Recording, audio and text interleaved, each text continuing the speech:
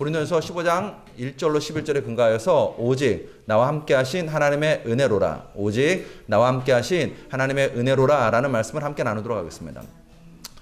여러분, 우리의 인생 가운데 크게 두 가지 진리가 있을 수 있습니다. 첫 번째 진리는 인생의 진리입니다. 인생의 진리란 무엇이냐면 살고 죽는 것입니다. 그게 인생의 진리입니다. 인생의 진리는 살고 죽어요. 죽음이 끝이라고 이야기합니다. 사실 이 진리만 잘 알아도 인생을 의미 있고 가치 있게 살 수 있습니다. 내가 언젠가는 죽는구나. 그것만 제대로 분명히 깨달아도 삶을 헛되이 보내지 않습니다. 이것은 인생의 진리입니다. 자, 복음은 또 다른 진리를 이야기합니다. 복음의 진리는 죽고 사는 것입니다. 다시요. 복음의 진리는 죽고 사는 것입니다. 복음은 삶의 끝이 죽음이라고 말하지 않습니다. 죽음 이후에 심판이 있고 심판 이후에 영생과 영멸의 구분이 있다라고 이야기합니다. 그러니까 여러분과 제가요 죽고 난 다음에 심판이 있습니다. 심판이 있고 난 다음에 인생은요 딱 두 길로 갈립니다. 영생 아니면 영멸입니다. 복음은 이 모든 것이 가능하게 된 것은 은혜임을 강조합니다. 에베소서 2장 8절에 너희는 그 은혜에 의하여 믿음으로 말미암아 구원을 받았으니 이것은 너희에게서 난 것이 아니요 하나님의 선물이라. 이 모든 것이 은혜로 가능케 된다는 것입니다. 성경에 은혜라는 단어는요 구절은 219절 등장합니다. 근데 한 절에 은혜가 여러 번 등장할 수 있잖아요.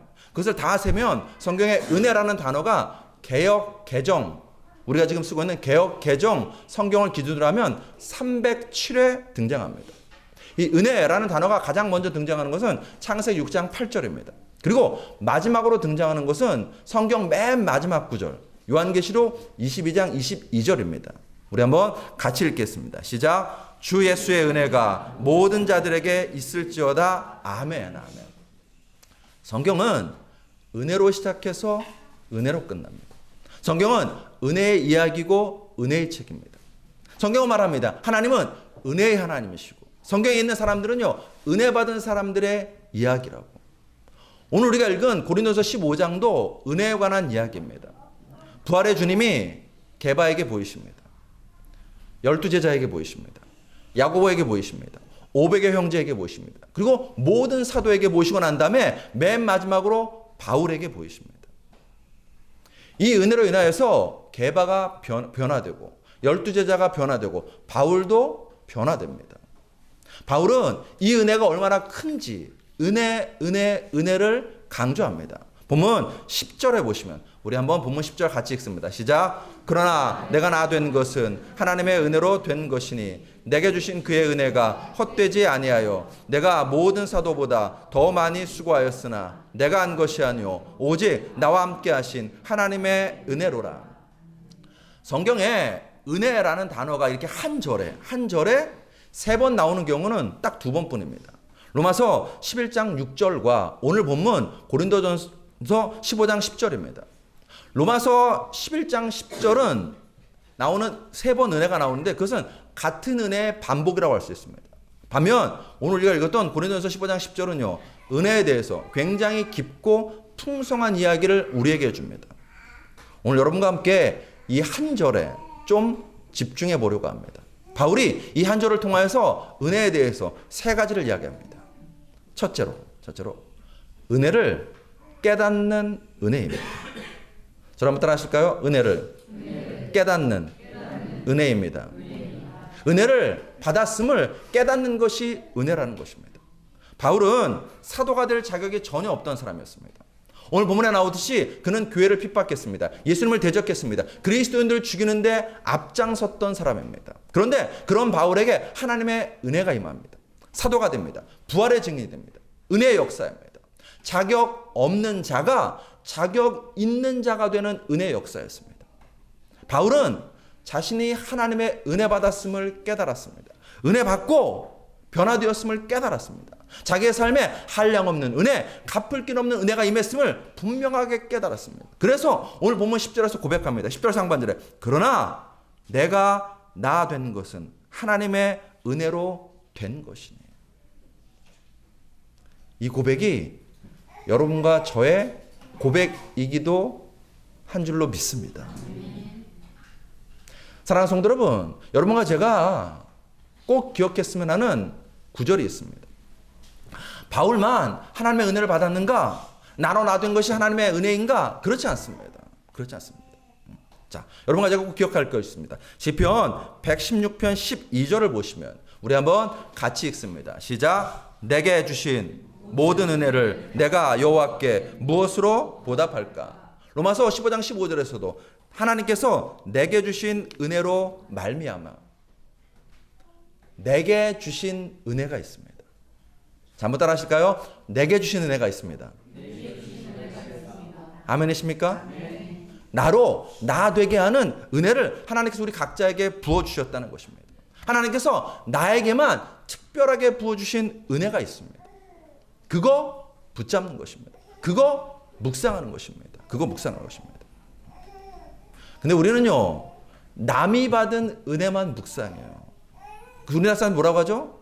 남의 떡이 커 보인다고. 그거 어리석은 인생입니다.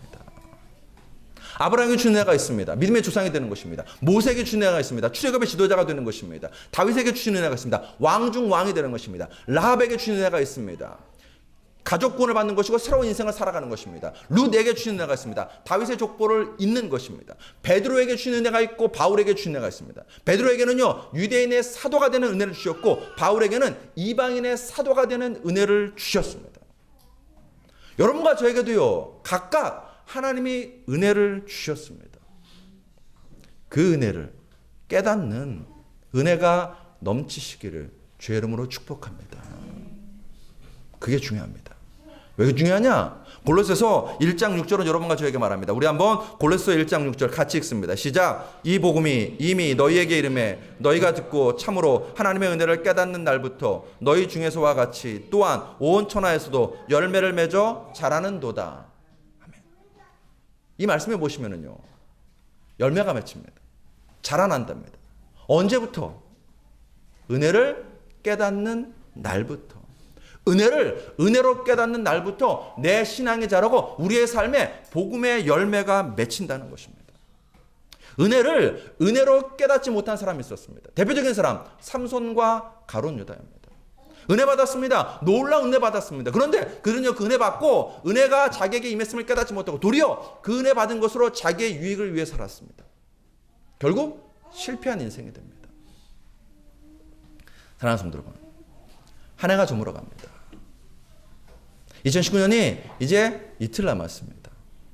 하나님과 사람에게 나는 은혜를 기억하는 자입니까? 은혜를 망각하는 자입니까?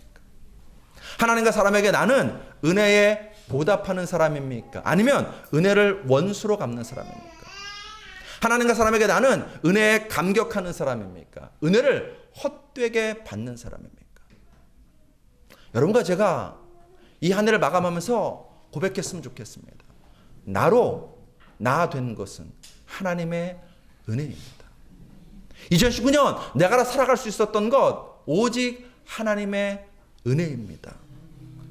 깨닫고 고백하고 자랑하시길 주의 이름으로 축복합니다. 본문에 두 번째 은혜가 있습니다. 한번 저를 따라 하시겠습니다. 은혜로 살아가는 은혜입니다. 개인적으로 저는 여러분과 제가 이 은혜를 꼭 받았으면 좋겠습니다. 바울은 하나님의 은혜로 새 사람이 되었습니다. 새 일을 행합니다. 13권에 달하는 신약 성경을 기록합니다. 땅끝까지 이르러 복음을 증거합니다. 가는 곳마다 교회를 세웠습니다. 수많은 제자를 길러냈습니다. 바울이 말합니다. 뭐라고 말하는가? 이 엄청난 일을 하고 난 다음에 바울이 말합니다. 그럼 뭐라고 말할까요? 하나님의 은혜입니다 말했을까요? 아니요. 바울이 이렇게 말했습니다. 15절 중반절에 내가 모든 사도보다 더 많이 수고하였으나. 수고했습니다. 노력했습니다. 애썼습니다. 집중하여 사역했습니다. 생명을 걸고 전진했다는 것입니다. 그럼 바울이 그 사역 가운데서 고난이 없었는가? 어려움이 없었는가? 아니요, 그렇지 않습니다. 바울은요, 고난을 감당해야 됐습니다. 어려움을 감당해야 됐습니다. 수시로 굶고 춥고 헐먹고 죽을 고비를 만났습니다. 감옥에 들어가는 것이 일상이었습니다. 얼마나 힘들고 어려웠는지요. 고린도 후서 12장 26절을 보면요, 한 절에서 바울은 위험이라는 말을요 8번이나 씁니다. 12장 한 장에서가 아닙니다. 고린도후서 12장 26절 한 절에서요 위험 8번이나 이야기합니다. 하루하루가 피가 말랐다는 것입니다. 고통스럽고 힘들고 굉장히 어려웠다는 것입니다. 그러면 사람이요 의욕이 꺾이게 됩니다. 의지가 꺾이게 됩니다. 하고 싶지 않습니다. 포기하게 됩니다. 아침에 눈 뜨는 것이 굉장히 두렵고 어려워집니다. 바울이라고 사람인데 안 그랬겠습니까? 힘들죠. 그런데 바울은 말합니다. 내가 모든 사도보다 더 많이 수고했다고, 더 많이 노력하고 애쓰고 나아갔다고. 어떻게 그럴 수 있었는가? 바울은 뒤이어서 고백합니다. 보면 15절 하반절에 내가 한 것이 아니요 오직 나와 함께 하신 하나님의 은혜로라. 여러분과 저가 이 관계를 명확히 알았으면 좋겠습니다. 내가 남보다 더 많이 수고했답니다. 분명 바울이 그렇게 얘기해요. 여러분과 제가 인생을 살아가면서요 애쓰고 수고하고 힘쓰고 노력하셔야 됩니다. 안 할 작정으로 아무도 아멘 안 하시는데 큰일인데 애쓰셔야 돼요. 수고하셔야 돼요. 피땀 흘리셔야 됩니다. 새벽같이 일어나야 될 때도 일어나야 됩니다. 밤늦게까지 수고해야 될 때 그렇게 수고해야 됩니다. 근데 그 다음 바울이 뭐라고 하는가? 내가 한 것이 아니요 오직 나와 함께 하신 하나님의 은혜로라. 메시지 성경 이 부분을 이렇게 번역해 놨습니다. 하나님께서 내게 할 일을 주시고 그 다음 중요한 구절입니다. 감당할 힘도 주셨기에 내가 할 수 있었던 것입니다. 이 은혜 받게 되시길 주 이름으로 축복합니다. 하나님의 은혜라고 이야기합니다. 하나님 바울에게요 꿈과 비전과 사명만 주신 것이 아니라 의지도 주시고 의욕도 주시고 열정도 주시고 노력도 주시고 힘도 주시고 능력도 주셔서 그 모든 일을 감당할 수 있었던 것입니다. 바울이요 이곳에서만 그렇게 말하지 않습니다. 골로새서 1장 29절에서 이를 위하여 나도 내 속에서 능력으로 역사하시는 이의 역사를 따라 힘을 다하여 수고하노라. 고린도후서 11장 2절에서는 내가 하나님의 열심으로 너희를 위하여 열심을 내노니. 바울이 능력을 발휘했습니다. 열심을 내었습니다. 바울의 능력과 바울의 열심이 아니었습니다. 하나님의 열심이었고 하나님의 능력이었다는 것입니다. 하나님이 이 안에서 역사하시기에 심장이 펄떡펄떡 뛰는 것입니다. 가만히 있을 수 없는 것입니다. 나아가야 되는 것입니다. 기도하고 힘쓰고 애쓰고 인생들을 만나는 그 역사가 바울의 마음 가운데 불같이 일어났다는 것입니다. 눈에서 불이 나고요. 몸이 가만히 있으면 안 될 것 같아서 온몸이 활활 타오르는 그런 체험 바울에게 있었어요. 하나님의 열심이 나를 움직이는 체험, 하나님의 능력이 내 안에서 역사하는 체험이 여러분과 저에게도 넘치시기를 주 여러분을 축복합니다. 그게 예수 믿는 맛입니다. 막 기도하고 싶고요, 말씀 읽고 싶고요, 전도하고 싶고요, 성경을 하고 싶어서 몸이 막 근질근질한 체험 있으시죠? 있으셔야 돼요. 구약에도 그런 사람이 있습니다. 은혜로 살아가는 은혜를 누린 사람. 누군지 아십니까? 예레미야입니다. 모두 다 그랬지만 예레미야가 특히 심했습니다. 예레미야 20장 9절에 우리 한번 같이 읽습니다. 시작. 내가 다시는 여호와를 선포하지 아니하며 그의 이름으로 말하지 아니하리라 하면 나의 마음이 불붙는 것 같아서 골수에 사무치니 답답하여 견딜 수 없나이다. 여러분 이 은혜가 있으십시오. 나의 마음이 불붙는 것 같은 그 체험. 이게 은혜고 이게 능력입니다. 우리의 머리는요 하기 싫어요, 하기 힘들어요, 안 될 것 같아요. 우리의 머리는 그래요. 그런데 이 안에서 불이 붙으면서 내 몸이 일하고 있는 것입니다. 일이 되는 것입니다. 믿음의 선배들이 그런 얘기 많이 하잖아요. 내가 하냐? 하나님이 하시지. 하나님이 하셨습니다. 바울의 삶에 이 체험과 은혜가 풍성하게 임했다는 것입니다. 어려움이 있었어요. 곤란함이 있었습니다. 고통함이 있었습니다. 바울이요 자기의 힘으로 그것을 헤쳐나가려고 했다면요 바울은 벌써 쓰러졌을 것입니다. 그런데 바울의 인생 가운데 쓰러지기는커녕 환경에 눌리기는커녕 오히려 전투력이 급상승이었습니다. 왜요? 은혜가 임했으니까, 은혜로 살아가니까, 은혜가 충만하니까, 은혜가 임하니까 임파서블이 바울의 인생에는요 I am possible이 된 것입니다. 사랑하는 성도 여러분, 올 한 해 어떻게 사셨습니까?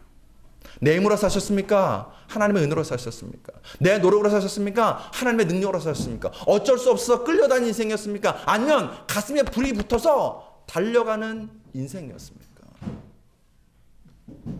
2019년 12월 31일이 이제 이틀 남았습니다. 이틀이면 기적이 일어나기에 충분한 시간입니다. 한번 따라 하실까요? 이틀이면 기적이 일어나기에 충분한 시간입니다. 하나님의 은혜를 구하십시오. 하나님께서 여러분과 저의 삶에 기적을 행하는 2019년 마지막 될 줄 믿습니다. 세 번째, 오늘 본문에서 바울은 말합니다. 어떤 은혜를 말하는가? 은혜에 감사하는 은혜입니다. 은혜에 감사하는 은혜. 한번 따라 할까요? 은혜에 감사하는 은혜. 누가 뭐래도 바울은 위대한 사도입니다. 위대한 일을 했습니다. 여러분 생각해 보십시오. 바울 없는 기독교 생각할 수 있나요? 예수 안 믿는 사람들도요, 바울 없는 기독교 상상할 수 없다고 말합니다. 분명 바울은 위대한 사도입니다. 그러면 자기를 자랑하게 됩니다. 자기를 높이게 됩니다. 그런데 바울은 말합니다. 뭐라고 말하는가? 나는 죄인 중에 괴수라고. 죄인 중에 괴수라고. 그리고 모든 공로를 누구에게 돌리는가? 하나님의 은혜로 된 것이라고. 15절 한번 다시 보십시오. 내가 한 것이 아니요 오직 나와 함께 하신 하나님의 은혜로라. 하나님이 하셨다고 고백합니다. 바울은 하나님의 은혜를 기억합니다. 하나님의 은혜에 감사합니다. 하나님의 은혜에 모든 공로를 돌립니다. 15절 중반절에서 바울이 이렇게 말합니다. 내게 주신 그의 은혜가 헛되지 아니하여. 헛되지 않았답니다. 의미 있고 가치 있었다는 것입니다. 그 은혜가 나로 나 되게 하고 나로 살아가게 하고 내 삶 가운데 열매를 맺게 했다는 것입니다. 바울은 하나님의 은혜를 깨닫고 살고 마지막 감사합니다. 자신의 삶이 하나님의 은혜로 시작되고 하나님의 은혜로 이루어지고 그 은혜 때문에 자신의 삶에 풍성한 열매가 맺힘에 바울은 감사하고 있습니다. 아유 목사님, 바울이니까 그렇죠. 하나님께서 바울에게 탁월한 풍성한 은혜를 많이 부어주셨나 보죠. 그런 생각 추호도 하지 마십시오. 추호도 하지 마십시오. 우리보다요 훨씬 더 어려운 상황 가운데서, 우리보다요 훨씬 더 고통 가운데서 바울은 사역했습니다. 여러분 생각해 보십시오. 바울이 육체의 가시 때문에 하나님께 기도했습니다. 하나님, 이 육체의 가시 좀 제거해 주세요. 그때 하나님 뭐라고 하셨습니까? 내 은혜가 내게 족하다고. 그 육체의 가시 좀 제거해 주시면 안 되나요? 충분히 그럴 능력이 있으신데, 근데 하나님은요 바울에게 내 은혜가 내게 족하단다. 너 지금 네가 약하다고 느끼지? 그래, 그 약함 가운데서 그냥 사역하렴. 바울은 그 은혜를 아멘으로 받아들였습니다. 그 은혜 감사하고 기뻐했습니다. 고린도후서 12장 9절로 10절을 보시면은요, 우리 한번 같이 읽겠습니다. 시작. 나에게 이르시기를 내 은혜가 내게 족하도다. 이는 내 능력이 약한 데서 온전하여 짐이라 하신지라. 그러므로 도리어 크게 기뻐함으로 나의 여러 약한 것들에 대하여 자랑하리니 이는 그리스도의 능력이 내게 머물게 하려 함이라. 그러므로 내가 그리스도를 위하여 약한 것들과 능욕과 궁핍과 박해와 공고를 기뻐하노니 이는 내가 약한 그때의 강함이라. 아멘, 아멘. 도리어 기뻐한답니다. 도리어 기뻐한답니다. 바울은 약함의 은혜까지도 기뻐하고 감사했습니다. 능욕도 궁핍도 박해도 공고도 하나님의 은혜로 믿고 감사했습니다. 모든 것이 은혜임을 믿고 모든 것에 감사하는 삶을 살았습니다. 2019년을 여러분과 제가 이렇게 마무리 짓기를 원합니다. 힘든 거 있었어요. 어려운 거 있었어요. 고통하는 거 있었습니다. 마음에 안 좋은 거 있었습니다. 상처난 것 있었습니다. 그거 생각하면서 불평하고 원망하는 것이 아니라 잘된 것도 하나님의 은혜이니 감사, 약함도 하나님의 은혜이니 감사, 어려움도 하나님의 은혜이니 감사, 궁핍당하는 것도 하나님의 은혜와 섭리 가운데 있으니 감사하시는 여러분과 저 될 줄로 믿습니다. 모든 것이 하나님의 은혜이고 모든 것에 그 은혜에 감사하는 2019년 마지막 되시길 주의 이름으로 축복합니다. 말씀을 정리합니다. 은혜하면 항상 따라붙는 수식어가 있습니다. 어떤 수식어냐면요, 놀라운입니다. 놀라운. 하나님의 은혜가 놀랍습니다. 그리고 그 은혜가 내 삶에 임했기에 놀랍습니다. 그 은혜가 내 삶에서 역사하시기에 놀랍습니다. 그 은혜가 은혜 위에 은혜로 날마다 부어지기에 놀랍습니다. 그 놀라운 은혜를 깨닫고 그 놀라운 은혜로 살아가고 그 놀라운 은혜에 감사하시는 은혜의 사람들 다 되시길 주의 이름으로 축복합니다. 저를 한번 따라 하시겠습니다. 2019년 모든 순간이 하나님의 은혜입니다. 또 따라 하실까요? 2019년 모든 일이 하나님의 은혜입니다. 마지막으로 2020년도 하나님의 은혜로 이미 승리했습니다. 아멘이신가요? 아멘, 아멘. 기도하시겠습니다.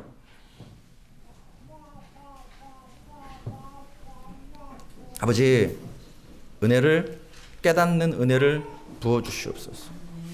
분명 주님께서 우리에게 풍성하신 은혜로 함께 하셨는데 우리는 안 된 것, 어려운 것, 힘든 것만 생각하면서 불평하고 원망하고 자꾸만 하나님으로부터 멀어지려고 했습니다. 아버지 하나님이여, 약함도 은혜임을 깨닫는 그 역사가 우리 가운데 풍성히 임할 수 있도록 복내려 주시옵소서. 은혜로 살아가기 원합니다.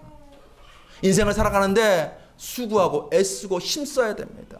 새벽부터 밤까지 죽어라 달려야 됩니다. 아버지 하나님이여, 내 힘과 능력으로 달려가는 인생이 아니오라. 내 안에 역사하시는 하나님의 힘과 능력으로 남보다 더 많이 수고하는 은혜를 누릴 수 있도록 복내려 주시옵소서. 그리고 2019년 12월 31일 마지막 송구영신 예배 드릴 때 그 은혜 감사하고 또 감사하는 저희들 다 될 수 있도록 역사하여 주시옵소서. 거기에 아버지 기억하기 원합니다. 능력도 궁핍도 핍박도 곤고도 하나님의 은혜임을 깨닫고 감사하는 저희들 다 될 수 있도록 역사하여 주시옵소서. 예수 그리스도 이름으로 감사하며 기도하였사옵나이다. 아멘, 아멘.